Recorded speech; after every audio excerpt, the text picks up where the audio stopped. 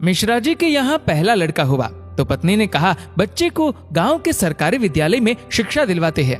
मैं सोच रही हूँ कि सरकारी विद्यालय में शिक्षा देकर उसे अच्छा नागरिक बनाऊंगी। मिश्रा जी ने पत्नी से कहा, अच्छा नागरिक बनाकर इसे भूखा मारना है क्या? मैं इसे बड़ा अफसर बनाऊंगा ताकि जिंदगी में कामयाब बने। मिश्रा जी सरकारी बैंक में मैनेजर के पद पर थे। पत्नी धार्मिक थी और इच्छा थी कि बेटा संस्कारी बने, लेकिन मिश्रा जी नहीं माने। दूसरा लड़का हुआ।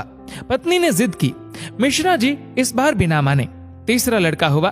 पत्नी ने फिर जिद की, लेकिन मिश्रा जी एक ही रट लगाते रहे, कहां से खाएगा, कैसे गुजारा करेगा, और इस बार भी नहीं माने।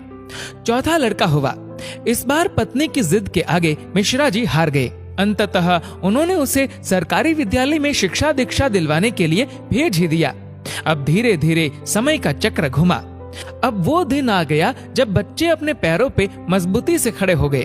पहले तीनों लड़कों ने मेहनत करके सरकारी नौकरियां हासिल कर ली। पहला डॉक्टर, दूसरा बैंक मैनेजर, तीसरा एक गवर्नमेंट कंपनी में ऑफिसर के पद पर जॉब करने लगा।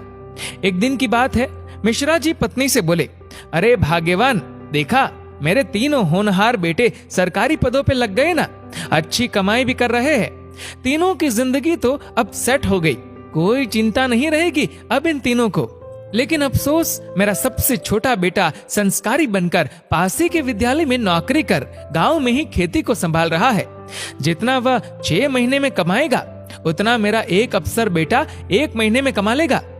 अरे भाग्यवान, तुमने अपनी मर्जी करवाकर बड़ी गलती की। तुम्हें भी आज इस पर पश्चाताप होता होगा, मुझे मालूम है, लेकिन तुम बोलती नहीं हो। पत्नी ने कहा, हम में से कोई एक गलत है और इस बात का दूध का दूध पानी का पानी हो जाना चाहिए। चलो अब हम परीक्षा ले लेते हैं चारों की, कौन गलत है कौन सही पता चल जाएगा। दूसरे दिन शाम के वक्त पत्नी बाल बिखरा अपनी साड़ी का पल्लू फाड़कर और चेहरे पर 1-2 नाखून के निशान मारकर आंगन में बैठ गई और पतिदेव को अंदर कमरे में छिपा दिया। बड़ा बेटा आया, पूछा, मम्मी क्या हुआ? जवाब दिया, तुम्हारे पापा ने मारा है। पहला बेटा बोला, बुढ़ा सठिया गया है क्या? कहाँ है, बुलाओ। मम्मी ने कहा, वो घर पर नहीं है, बाहर गए हैं। पहला बेटा बोला, आए तो मुझे बुला लेना, मैं कमरे में हूँ, मेरा खाना निकाल दो, मुझे भूख लगी है। ये कहकर कमरे में चला गया। दूसरा बेटा आया, पूछा तो मम्मी ने वही जवाब दिया। दूसरा बेटा बोला, क्या पगला गए हैं इस बुढ़ापे में?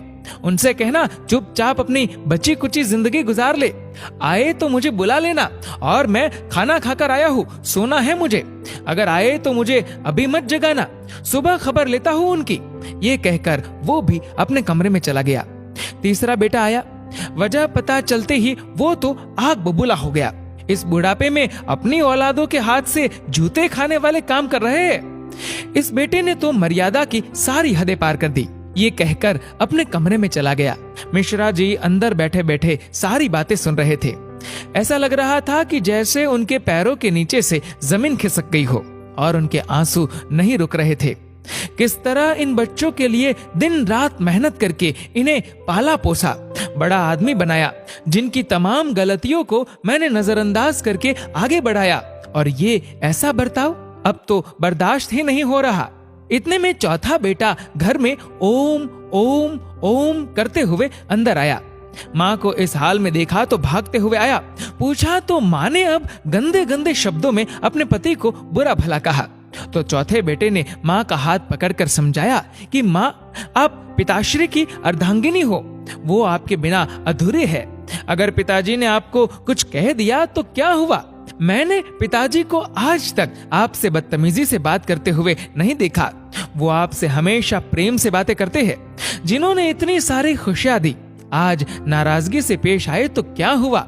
हो सकता है आज उनको किसी बात को लेकर चिंता रही हो ना हो माँ, आपसे कहीं गलती जरूर हुई होगी।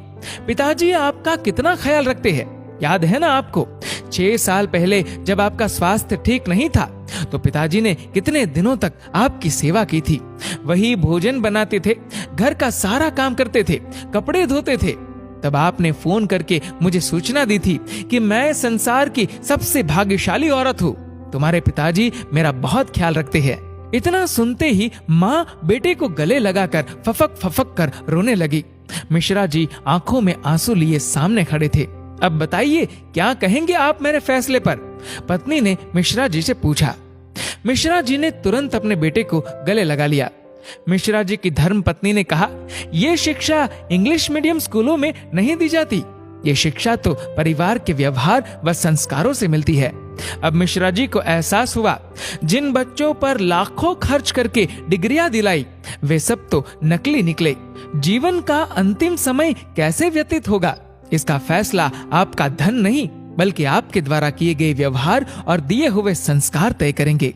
दोस्तों, इस वीडियो को लेकर आपकी क्या राय है नीचे कमेंट करके जरूर बताएगा। और अगर आपको वीडियो अच्छा लगा हो तो इस वीडियो को लाइक करेगा, शेयर करेगा ज्यादा से ज्यादा लोगों तक। और ऐसे ही और भी इंस्पिरेशनल वीडियोस के लिए सब्सक्राइब करें हमारे यूट्यूब चैनल को और फेसबुक पर फॉलो करें हमारे पेज को। धन्यवाद।